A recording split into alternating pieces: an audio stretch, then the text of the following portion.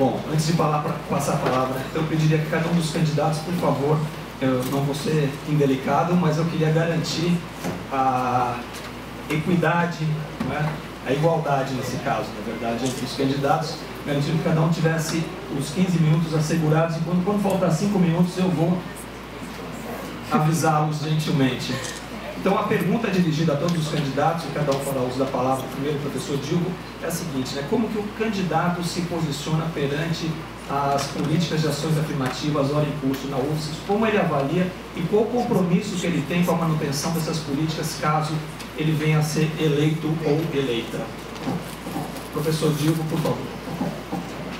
Em primeiro lugar, eu gostaria de parabenizar os organizadores do evento pela realização dessa conversa, que tudo indica não será exatamente um debate, porque estamos todos com outros compromissos logo em seguida, mas é muito importante que essa discussão aconteça e que aconteça com muita profundidade.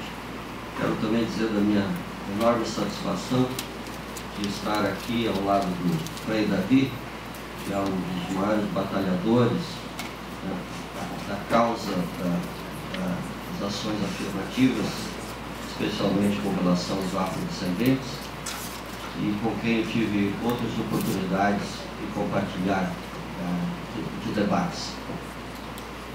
Eu vou tentar então nesses 15 minutos ser muito breve, para poder me restringir exatamente às questões que estão levantadas, mas eu gostaria de começar dizendo o seguinte: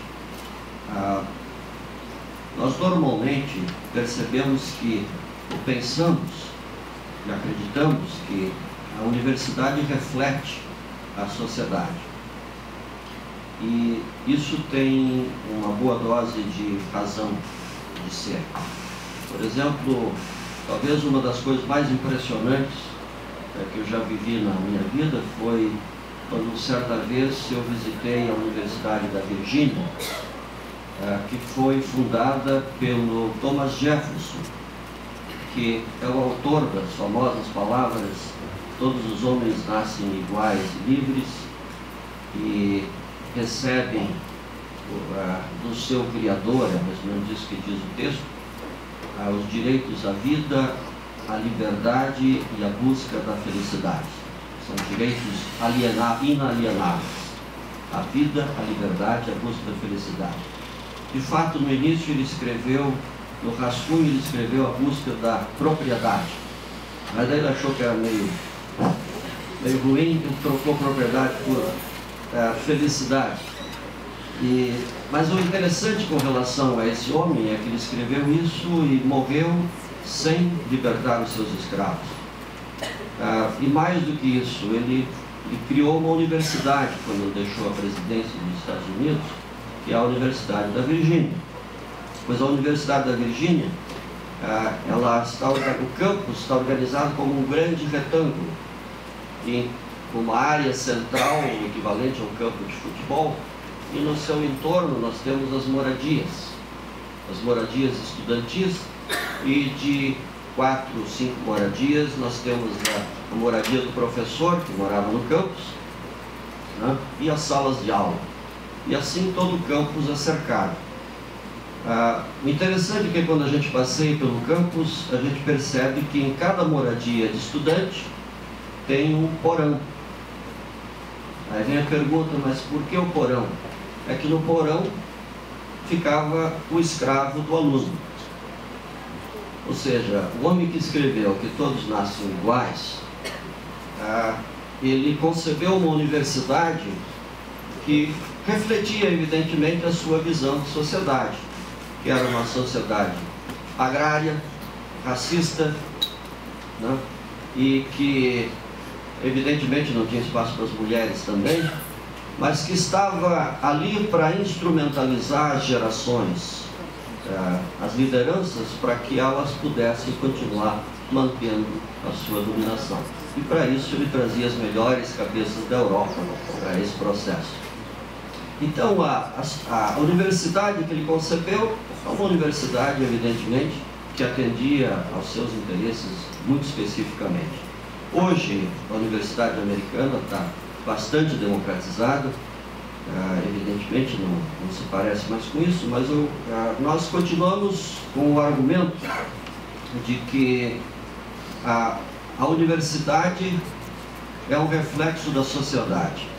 E eu gostaria de dizer o seguinte, até porque tenho escrito sobre isso, os que quiserem conhecer melhor devem ler esse livro que eu acabei de publicar, Construindo Outra Educação, onde eu tenho alguns artigos sobre esta questão especificamente.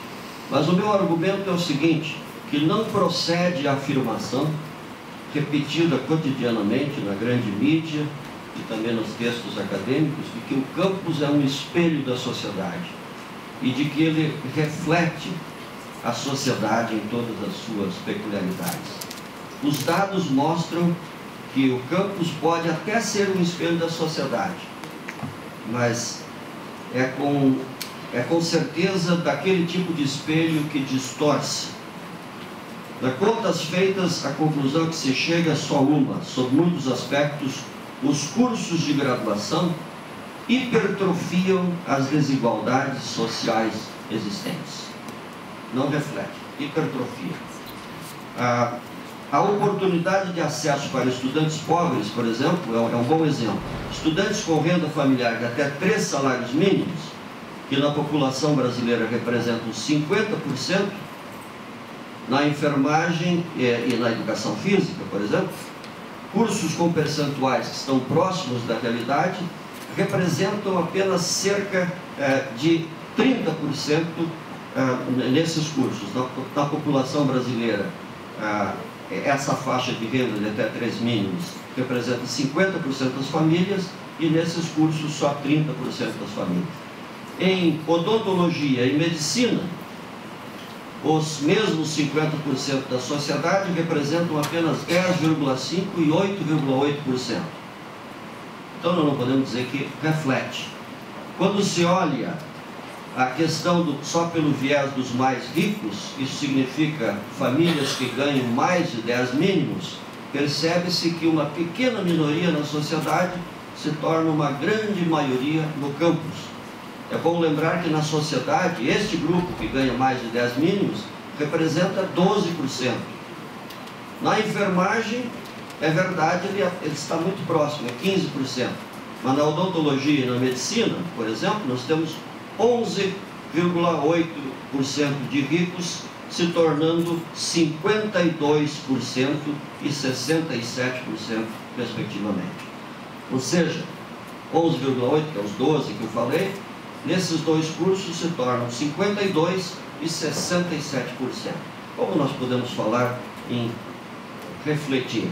Quando nós olhamos a questão por raça, nós vemos que entre os 10 cursos mais brancos estão 5 da área da saúde: odontologia, veterinária, farmácia, psicologia e medicina. Todos com mais de 77% de representação de brancos. Na população, os brancos representam 52%. Entre os cursos da área com menores percentuais de brancos estão enfermagem com 67% e biologia com 69%. Conclusão: mesmo nos cursos menos brancos, o campus distorce significativamente os percentuais da sociedade. E eu não vou falar de todas as distorções, porque senão não vai me sobrar tempo aqui para as outras questões. Mas eu acho que é interessante observar pelo menos essa, que o espelho do campus distorce também as proporções dos estudantes originários das escolas públicas. Vejam que nas IFES e nas IES privadas, a sua representação é de cerca de 43%, isto é, inferior à metade do que representa o ensino médio público brasileiro. Está em torno de 87%. Hoje 89%. Mas quando eu fiz a comparação era 87%, hoje está 89%. Então vejam que nos cursos a desproporção pode ser maior. Apenas 18%, por exemplo, dos estudantes de odontologia e 34% dos estudantes de medicina cursaram todo o ensino médio em escola pública. É necessário inferir, portanto, que para um aluno originário do ensino médio privado e pago, a oportunidade de chegar à educação superior, em especial em cursos de alta demanda, é várias vezes superior à de seus colegas originários da escola pública e gratuita. A maioria das pessoas não se dá conta que 89% do ensino médio brasileiro é público. Até porque muitos dos nossos filhos estudam em escolas privadas. E a gente esquece que é isso. Só que quando nós chegamos na educação superior, nós parece que aceitamos pacificamente esse dado. Então, só com políticas de expansão combinadas com a democratização do acesso e da permanência, é possível fazer com que o campus deixe de ser este espelho que aguça as nossas distorções e se torne uma lâmpada que ilumine os caminhos rumo à igualdade de oportunidades para todos. Dizer que o campus apenas reflete a sociedade equivale a atribuir-lhe um papel passivo que, como demonstram os dados, o campus certamente não tem. Significa também retirar do campus o papel de agente capaz de interferir de um modo mais desejável na realidade existente. Mas é importante também perceber que a cor do campus. O campus brasileiro é 20% mais branco do que a sociedade brasileira. Mesmo no estado mais preto do país, que é o estado da Bahia, o campus é 20% mais branco. Então, é impossível, diante dessas questões, nós não fazermos uma forte defesa das ações afirmativas. E, evidentemente, pelo compromisso histórico que eu tenho assumido, eu não poderia nem pensar de outra maneira. Acredito, eu gostei dos dados e fiquei feliz que nós avançamos nesses anos, mas acho que avançamos ainda pouco. Nós teríamos que ter uma política muito mais agressiva, né, para que a política de ação afirmativa pudesse, pelo menos, refletir os dados da sociedade. Até porque talvez nem devesse refletir apenas os dados da sociedade, deveria ser um pouco mais agressivo do que isso, para que a gente possa também fazer uma espécie de compensação, né, da injustiça histórica cometida contra esses grupos minoritários e que historicamente não tiveram acesso à educação superior. Mas eu defenderia uma combinação muito forte entre uma bonificação para estudantes oriundos das escolas públicas, muito próximo, né, do que nós temos no ensino médio, e combinado com as questões de ação afirmativa racial. Eu acho que as duas coisas devem vir juntas, e elas podem ser muito mais fortes do que a que nós temos hoje. Então, basicamente é isso. Muito obrigado.